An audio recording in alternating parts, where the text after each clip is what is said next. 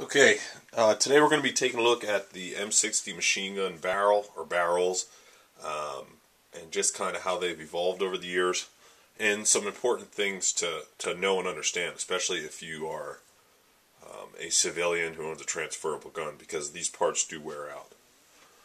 The first barrel we're going to look at here, this is a standard M60 machine gun barrel for the E1 configuration, I would believe it's called. We're going to take a look at this. This barrel was manufactured in 1986. I'm going to try to show you. To know the date of manufacture for these barrels, there should be some markings on the side of it. I'm going to try to zoom in here. I don't know if I'm going to get it or not. So this one was made in 1986. Again, standard configuration. Let's check the length out. This barrel is right around 26 inches long, and that's with the flash hider as well. What we notice, we have the bipod, which is mounted to the barrel, and this initially was found to be a flaw. It's just a lot of weight on the front side of the gun, and when you remove the barrel, obviously there's no carrying handle on it of any kind. So if you want to remove it, you have to use a mitten. An asbestos mitten is what they call it. This barrel uses a standard gas system. It's a gas cylinder with this plug here. This is another flawed design. What they found was, as you fire this weapon, this has happened to me, this will work itself loose. It will rotate off the barrel. And once this is off the barrel, you have a gun that doesn't fire. They came up with putting some wire on there to kind of hold that on. I still have problems with this rotating off. This is another flaw in this barrel. This is the gas piston that it uses. As you can see, this can be installed backwards in the gun, which is a big problem because this solid part has to be facing to the rear of the gun in order to get it to cycle properly. And if you put this in backwards, essentially you have a gun that doesn't fire. To look at that in comparison to the E3, E4 gas piston, here we have the E3 gas piston. As you can see, a lot smaller, and it can't be installed backwards. So it eliminates that possibility of a flaw. These barrels, one important thing to know is, if you have an early barrel manufactured in the 60s and even 70s, they're not going to be stellite lined. Stellite is a lining that they put in these, which just holds up a lot better to sustain fire, and it's really what you want. So this one was made in 1986. This is going to be a good stellite lined barrel.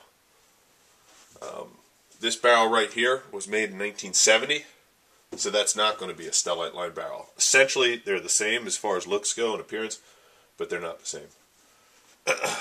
Standard sight on this, non-adjustable. Moving on.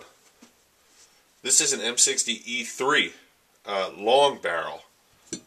The length of this, and this doesn't have a flash suppressor on it, it's going to be right around 23 inches long. So it's about 3 inches shorter. You'll notice how much thinner, how much less metal is on this barrel in comparison to this E1 configuration. We have a carrying handle mounted on it. So this is going to alleviate the problem as far as burning your hand when you're removing the barrel. Again, we're going to look for our marks on this. There we go. This barrel was made in 1985. Try to show you those marks.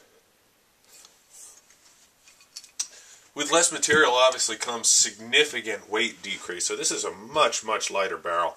It's a lot more desirable. It's just built better. This gas system is one piece here. It's one piece. Whereas their gas system on the standard barrel is a bunch of different nuts and washers and screws that hold it together. So here we have an E3 gas system. Improved design. It eliminates them, coming off the gun when they fire. So essentially this threads in the gas system just like our standard one does. And then we have a second nut that also threads over top of that to really secure that on there. And this is just improves as far as jamming and rates of fire go. It's a much better design. One thing to be conscious of, especially if you're a civilian owner, these parts, they're really becoming non-existent. Barrels obviously wear out, and if you want your gun to run forever, you should have some components laying around. Let's take a look at this gas system broken down.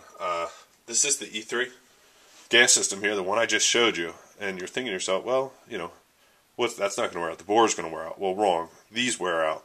This is a piece that goes on the bottom of this. I'll try to show you. As you can see, look at the top edge of this. You can see that it's just worn away to almost nothing.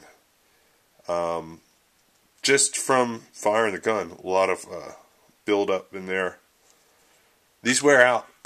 And all these are made in like the 80s and early 90s, so that's one of those things that if you have a civilian gun and, you know, it wears out on you, well, you might be screwed. This was a good design. One of the designs on this, flaws on it, I should say, is the carrying handle on the E3. When this carrying handle is up, the front sight of the gun can't be up. They run into each other. Other than that, these are just phenomenal barrels. They're, you know, they can sustain a tremendous amount of abuse. Tremendous amount. Okay, this is a shorter barrel here. This is a Commando barrel. They call it Commando barrels.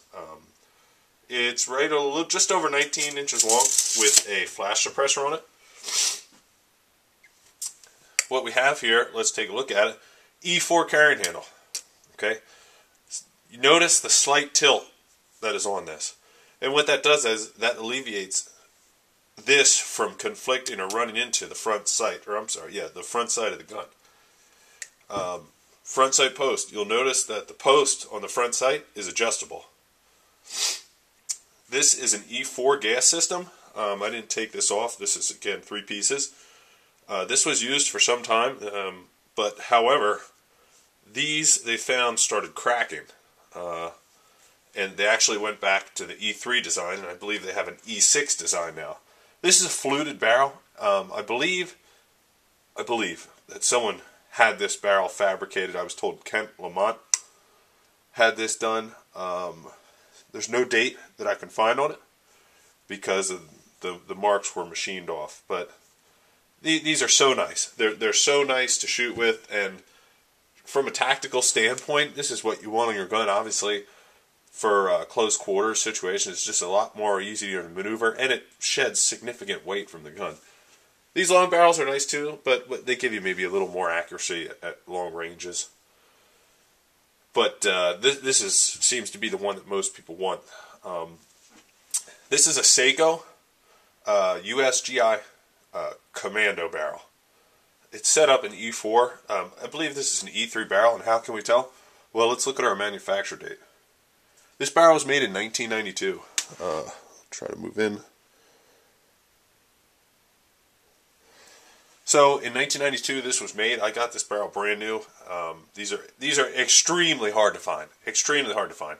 And if you're a civilian owner, you're going to want a couple of these if you can find them.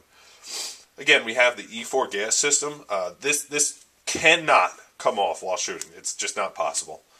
But again, these have been known to crack. I'm sure during super heavy, firing cycles.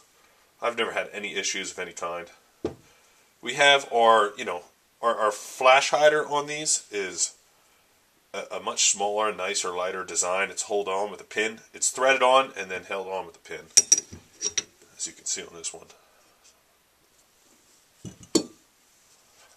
Now, even more upgraded. This is an E4 carrying handle, but if you look at this, when this is in the gun, they offset this. That's the newest design. This is offset to the left, so that it doesn't conflict or get in the way at all with the front sight. Again, I can't emphasize this enough. If you're a civilian M60 machine gun owner, you're going to want a couple barrels sitting around, just because these parts almost don't exist anymore. They're just so hard to find, and obviously, if you want a gun, you want to be able to keep this gun running forever. Not only do the bores wear out on these, but our gas systems wear out. So keep that in mind, and if at all possible, get maybe a couple gas plugs. These pistons, I've never seen one wear out or heard of one wearing out, but I'm sure they do. They crack, I guess, sometimes, but these you could find for about $25 still. It may be beneficial to hang on to those. And last but not least, we just have our standard carry handle. This is actually mounted to the gun. I'll show you that here. So it's just mounted to the gun. Obviously, this is just to carry the gun. It plays no role in changing the barrels out. But again, we discussed the problems with that as far as burning your hands. So that's it. That's just a brief look at some of these different barrels and some of their components. And I'd like to do some more videos in depth on the M60 machine gun.